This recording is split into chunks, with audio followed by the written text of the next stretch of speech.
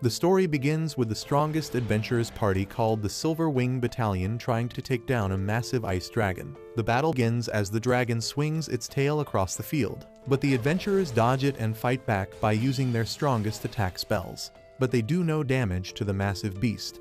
In response, the dragon fires back with an ice breath attack and forces them to cast defense magic, but its attack is too strong for the party's mage, and it breaks through her barrier easily. But just before the dragon's attack can hit her, the party's cook, Dennis, rushes in and blocks it with his arm. But despite that, the dragon's attack injures the mage's arm. Seeing this, Dennis uses his magic to craft a healing potion and helps the injured mage and boosts her morale. Watching all this, the vice captain of the party, Katie, nods in approval with a smile.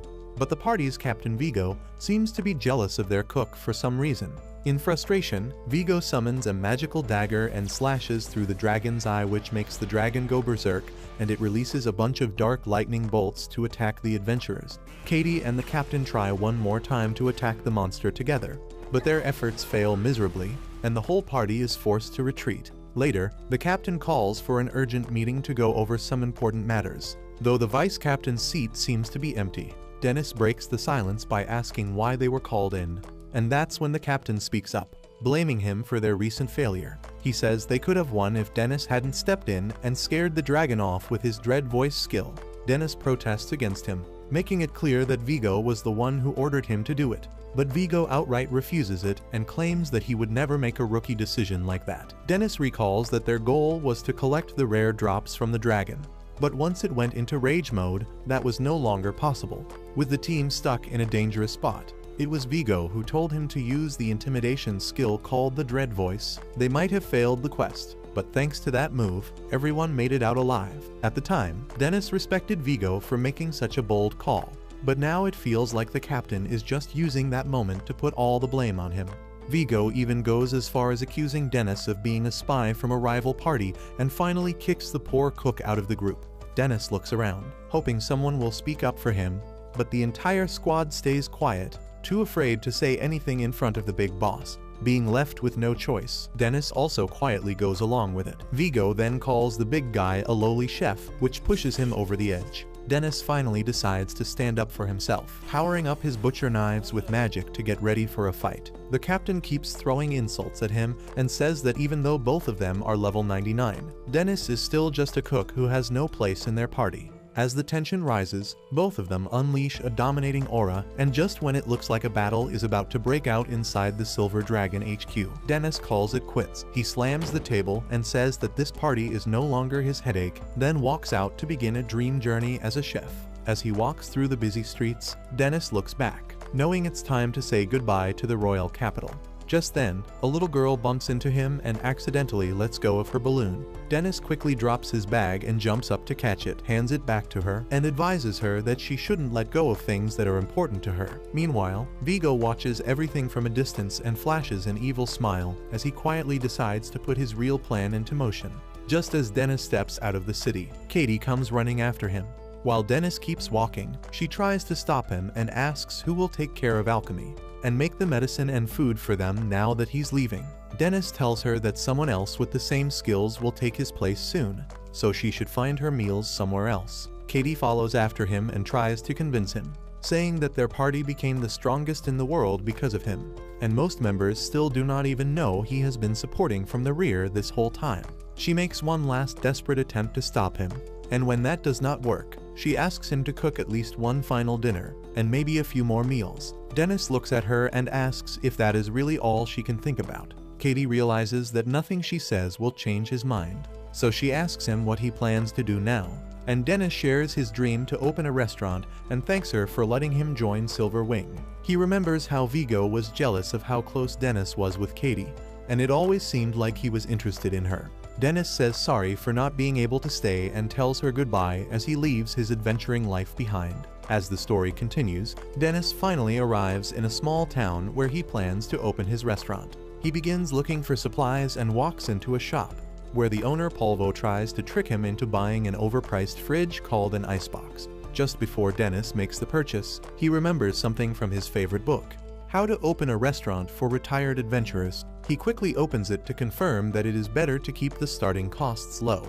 Then he remembers that he can use ice magic and tells the shopkeeper he won't be needing the icebox after all. After leaving the shop, Dennis proudly holds up his book because he plans to follow it word for word. He buys an abandoned property at a very low price, treats the local suppliers with proper respect, and then purchases pots for his kitchen. Just when he thinks he has everything ready to begin, he notices a page in the book that suggests hiring a server instead of working alone. At that moment, he sees a crowd gathered around a slave merchant. The man is selling a slave, a girl who was once the daughter of a noble family, but her parents were defeated and exiled. The slave trader speaks highly of her in order to sell her for a high price, and the people in the crowd make all kinds of disturbing comments about her, which makes Dennis feel bad. But he tells himself that he can't help everyone. However, when the girl lifts her face and looks at him, Dennis suddenly sees a reflection of his past self in her eyes. People start placing their bids from around 300,000, going up to 800,000. Dennis suddenly goes overboard and makes the highest offer of 1 million, which leaves the entire crowd speechless. The slave trader becomes excited and is about to sell the girl to Dennis, but out of nowhere, Polvo steps in and offers 1.5 million. Unable to tolerate the creepy man, Dennis immediately raises his bid to 2 million. The bidding continues and crosses 4 million, and in the end, Dennis spends all his money to buy the girl, which leaves him with almost nothing for himself. After that, he takes her to get a change of clothes, and she looks very cute in her new outfit. That evening, the girl quietly follows Dennis. Even though he tells her to stay close, she still ends up getting lost. She gets pushed around, bumps into people again and again, and gets scolded by them.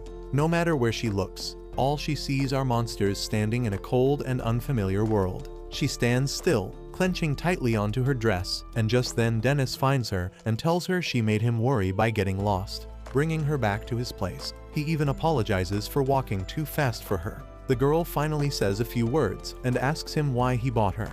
Dennis replies that it was because she reminded him of something from his past. He then makes sure she feels comfortable and asks for her name. At first, she tells him to just call her slave, but when he gently insists, she finally tells him her name is Aetlier. Dennis politely introduces himself as well, and when she asks what she's supposed to do, he tells her she can use the second floor however she wants, and that she's free to leave if she ever wishes to. While the girl looks at him in disbelief, her stomach growls loudly, so Dennis smiles and tells her to wait while he cooks something up. The chef works with great skill, neatly adding one ingredient after another, putting together a sparkling dish within seconds. The girl watches everything he does, and the moment she takes a spoonful of the food, her eyes light up with joy, and she quickly finishes the plate while shedding tears. Dennis understands that the girl must have gone through a lot, so he chooses not to ask anything about her past until she feels ready to open up to him. He smiles as he watches her enjoy the meal. But as he asks her how it tastes, Aetlier ends up stuffing herself too much and begins choking on the food, making some strange noises that leave Dennis concerned about what will happen if someone hears those. The next morning, Aetlier has already cleaned the entire place, making it shine. Dennis gives her a set of cooking clothes and starts having her taste the dishes he makes. He involves her in every little task, and instead of trailing behind him at a distance, the girl now begins walking side by side with him. Once the preparations are done, Dennis raises his voice with energy and even makes her bump fists with him.